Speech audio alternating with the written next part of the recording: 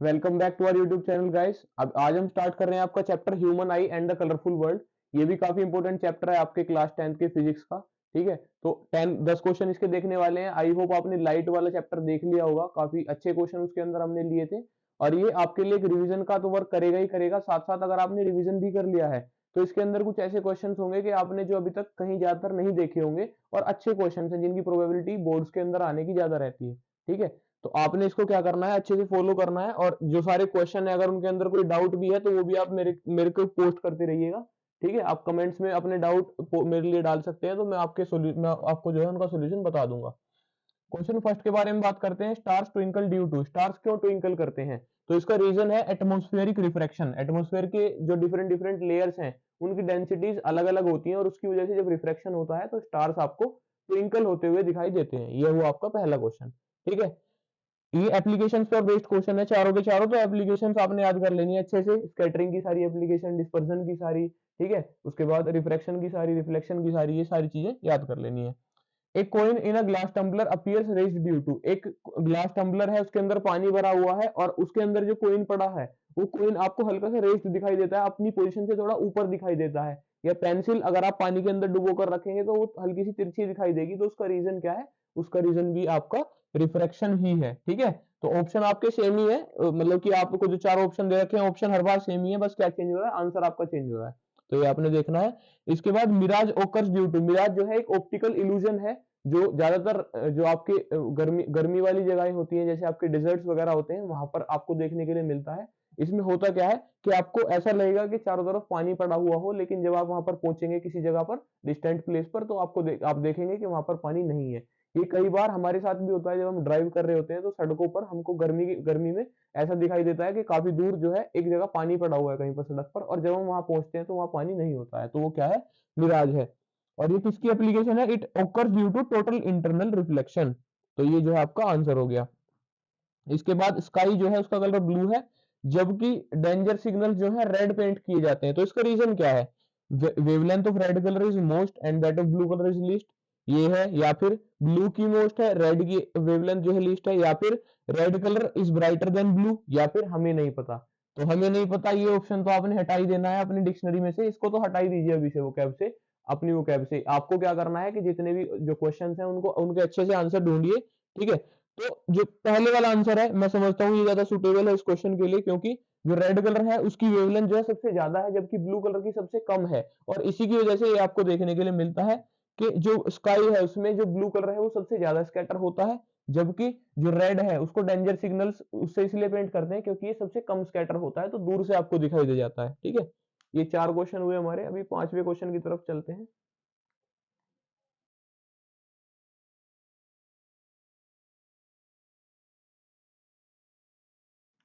ये आपके ह्यूमन आई के कुछ पार्ट्स इन्होंने मेंशन कर रखे हैं, तो आपसे इनके फंक्शन बताने के लिए पूछा है कि इनके फंक्शन क्या है। तो कोर्निया जो है, ये कोर्निया सबसे पहला सरफेस है जिससे लाइट एंटर करती है। तो आप लिख सकते हैं कि लाइट एंटर्स थ्रू कोर्निया। जो आपकी लाइट है वो किसके थ्रू एंटर करती है? कोर्निया के थ्रू एंटर करती है, पहली बात। दूसरा आप क्या बोल सकते हैं कि it refracts most of the light entering the eye. ये क्या करती है कि जो भी लाइट एंटर कर रही होती है आई में, उसको ज्यादातर उसके पार्ट को कम से कम 80% पार्ट को क्या कर देती है? रिफ्रैक्ट कर देती है। ठीक है, तो ये इसका फंक्शन हुआ। इससे काफी ज्यादा फ्रीक्वेंटली क्वेश्चंस पूछे जाते हैं जो इनके फंक्शन है आपके। इरिस जो है, इरिस क्या है? एक मस्कुलर डायफ्रैग्म है। क्या है? एक मस्कुलर डायफ्रैग्म है, मतलब मसल्स का एक बंच है, मसल्स का एक बंच है, विच कंट्रोल्स द साइज ऑफ प्यूपिल। ये क्या करता है? आपके जो प्यूपिल का साइज है उसको कंट्रोल करता है। प्यूपिल का जो साइज है उसको कंट्रोल करता है। ये काम किसका है? आपका इरिस का। अच्छा, इरिस का जो आपका साइज है वो इसने मेंटेन तो कर लिया, कंट्रोल तो कर लिया, लेकिन उससे हुआ क्या? तो इससे होता है it controls the amount of light entering the आई।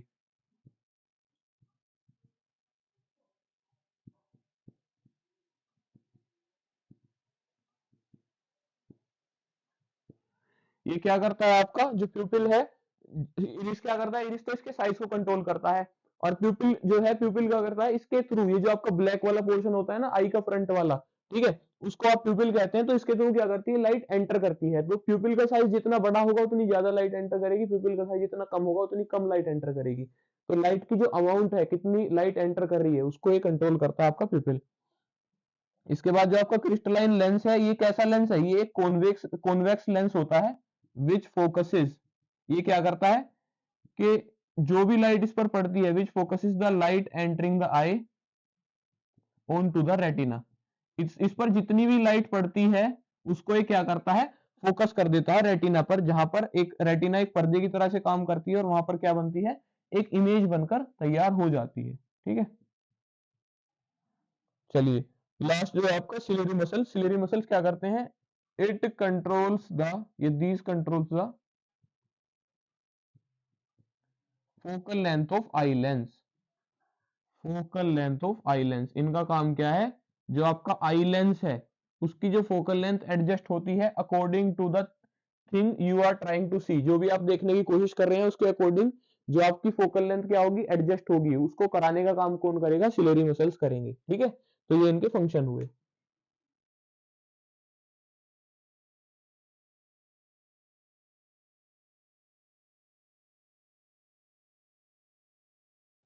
चलिए भाई अगला क्वेश्चन देख लेते हैं, क्वेश्चन नंबर 6 जो है हमारा, a person suffering from cataract has, एक पर्सन जो कि कैटरेक्ट से सफर कर रहा है, तो उसको जो है क्या प्रॉब्लम होती है, क्लाउडी आई लेंस। आपका जो है क्या होता है, कैटरेक्ट के अंदर जो आपका आई लेंस है उसके ऊपर एक क्लाउड सा बन जाता है, एक व्हाइट कलर का क्लाउड सा हो जाता है, जिसको आप क्या बोलते हैं, कैटरेक्ट बोलते हैं। और ये भी आपको ध्यान रखना है कि ये सिर्फ सर्जरी से ही क्योर हो सकता है, इसका कोई जो है वो नहीं है, इसका कोई सर्जरी के अलावा इसका और कोई ट्रीटमेंट नहीं है। The accommodation range of human I is, human आई का एकोमोडेशन रेंज कितना होता है, यानी कि हम कितना डिस्टेंस तक अपनी आई को जो है क्या कर सकते हैं, मतलब ये कितने डिस्टेंस तक के हम ऑब्जेक्ट्स को इजीली देख सकते हैं, तो वो कितना होता है आपका 25 सेंटीमीटर से लेकर इंफिनिटी तक। Which phenomena are involve in rainbow formation, तो रेनबो फॉर्मेशन जब होता है एक वाटर ड्रॉप के अंदर, तो इसमें होता क्या है कि एक लाइट की रे आती है, लाइट की रे आने के बाद थोड़ी रिफ्रैक्ट होती है, रिफ्रैक्ट होकर ये यहाँ से यहाँ पड़ती है और यहाँ से डिस्पर्स होती है। ठीक है, डिस्पर्स होने के बाद ये फिर तब बाहर निकलती है और ऐसे चली जाती है। ठीक है, यहाँ पर आपको 7 कलर देखने के लिए मिलेंगे। तो इसके अंदर कौन कौन से फिनोमिना हुए हैं, इसके अंदर रिफ्रैक्शन भी हुआ है, इसके अंदर टीआईआर तो होता ही है, और साथ साथ डिस्पर्सन भी होता है, यानी कि तीनों होते हैं। तो option number 4 is going to be the correct answer, A B and C तीनों इसके अंदर इन्वॉल्व होते हैं। ठीक है, ये आपका क्वेश्चन नंबर 8 हुआ।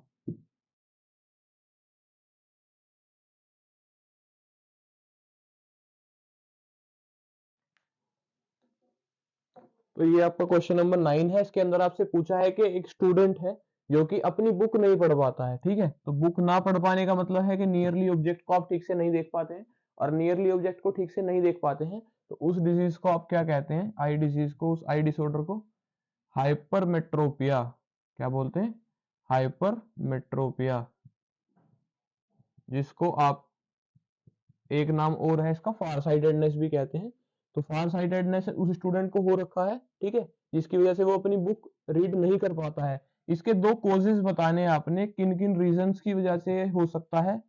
तो पहला रीजन आप क्या दे सकते हैं, शॉर्टनिंग ऑफ आई बॉल, कि जो आई बॉल है वो क्या हो गई है, शॉर्ट हो गई है, आई बॉल जो है उसका साइज क्या हो गया है, शॉर्ट हो गया है, जिसकी वजह से वो प्रॉपरली नहीं देख पा रहा है। दूसरा रीजन आप क्या दे सकते हैं, दूसरा रीजन आप दे सकते हैं focal length of eye lens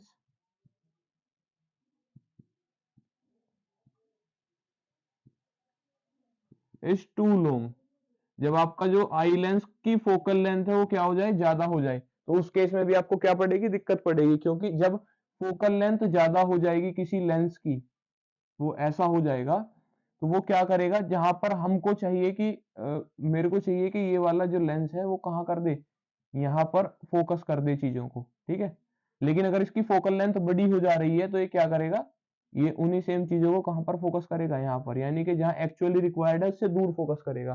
तो यही होता है आपका इसके हाइपरमेट्रोपिया के केस में। अगर मैं इसका एक डायग्राम के फॉर्म में आपको डिपिक्ट करने की कोशिश करूं, अच्छा कॉजेस आपने लिख दिए, करेक्शन आपने लिख देना है, correction, it can be cured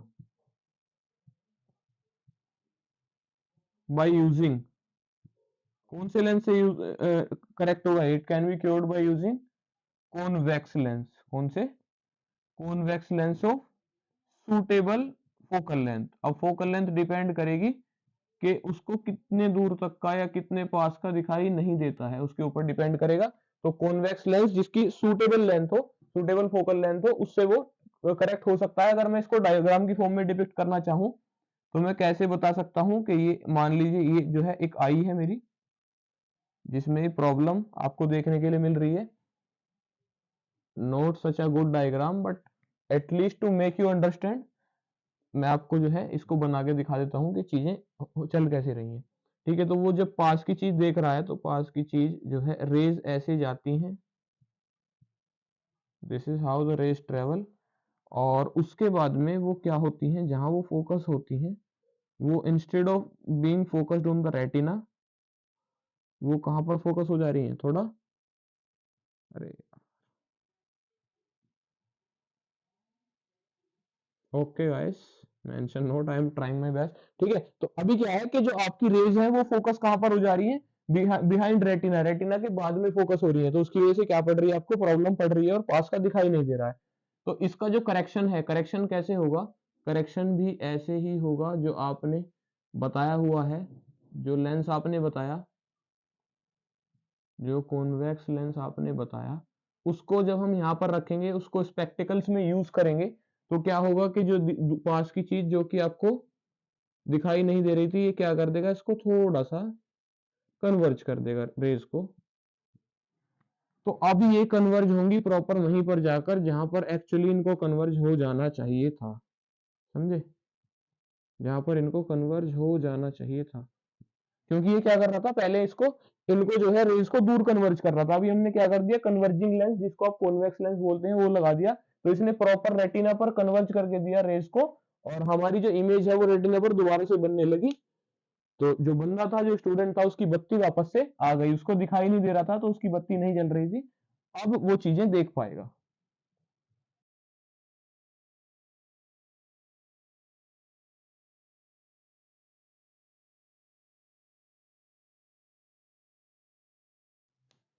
ठीक है, फिर चल देते हैं अपने सीरीज के जो है, जो आपका चैप्टर का लास्ट क्वेश्चन है उसकी तरफ। तो इसको इसमें आपको क्या बताया गया है कि एक पर्सन है जो कि सफर कर रहा है मायोपिया और हाइपरमेट्रोपिया दोनों से। तो इस बीमारी को, इस प्रॉब्लम को आप कहते हैं प्रेस बायोपिया। क्या बोलते हैं? प्रेस बायोपिया, जिसमें कि मायोपिया और हाइपरमेट्रोपिया दोनों हो जाते हैं, और ये जनरली ओल्ड एज पीपल में देखने के लिए मिलता है, क्योंकि उनकी सिलेरी मसल्स जो है क्या हो जाती हैं, वीक हो जाती हैं due to weakening of ciliary muscles. उनकी जो एकोमोडेशन पावर है, जो आई, जो फोकल लेंथ को, आई के, जो आपकी आई का लेंस है उसकी फोकल लेंथ को एडजस्ट करने की पावर है वो कम हो जाती है। ठीक है, तो प्रेस बायोपिया उसको बोलते हैं। लेंसेज बताइए जिससे कि आप उसको करेक्ट करेंगे, तो कॉम्बिनेशन लगेगा। आपको पता है कि हाइपरमेट्रोपिया में कॉन्वेक्स लेंस और आपका जो है मायोपिया में कॉनकेव लेंस लगता है, तो इट विल, उसको जो करेक्ट करने के लिए लगेगा कॉम्बिनेशन ऑफ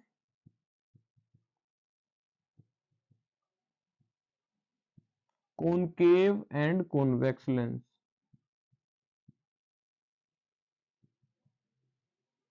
एक कॉम्बिनेशन की नीड पड़ेगी। अच्छा, एक कॉम्बिनेशन इन्होंने पूछा है बनेगा कैसे, तो ये ऐसे बनेगा कि जो आपका स्पेक्टिकल होगा, जो चश्मा होगा, उसका जो अपर पार्ट होगा, ये जो पार्ट है इसको आप कॉनकेव से बनाएंगे और इसको आप कॉन्वेक्स से बनाएंगे। ओके, इसको क्या बनाएंगे आप?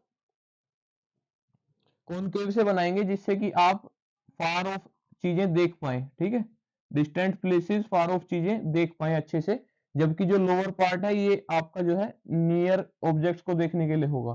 तो जब आप दूर का देख रहे होंगे तो तब कॉनकेव मिरर लगा होगा, जिससे कि आपको दूर की चीजें ठीक दिखाई देंगी। जब आप पास देखेंगे तो ये लोअर पोर्शन जो है कॉन्वेक्स मिरर का बना होगा, जिससे कि आपको पास की चीजें भी ठीक दिखाई देंगी। अच्छा, पार्ट सी क्या कह रहा है कि आपको फोकल लेंथ बतानी है ऐसे लेंसेज की जिनकी पावर है +3D और -3D।